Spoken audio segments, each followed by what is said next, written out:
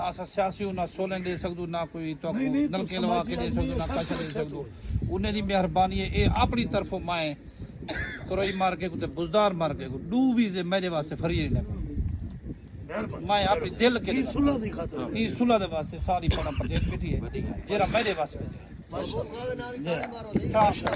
समाजी बंदे मेहरबानी है तुसा से आसान के बाकी पैसा है सब शे होते मेरी मेरी लाइफ अल्लाह जज़ा और आसान है सारी जिंदगी से नहीं लाना इंशाल्लाह ताला आसान जवान बंदे दा सारी जिंदगी नहीं से ला सकते बाकी तपी बयान इंशाल्लाह कल तो को देसू ऐलान करो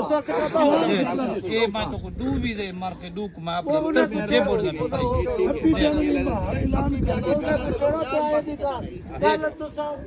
करो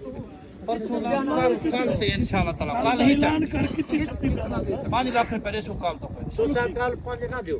मेरी गाल सुनो बयाना होंदा ढेर है तुसा कल जो 10 लाख ये इच्छा दा रूटीन है कचहरी दी गाल सामने खड़े दा 5 लाख अच्छा 5 लाख कल दे दो बाकी तारीख लगा बाकी 3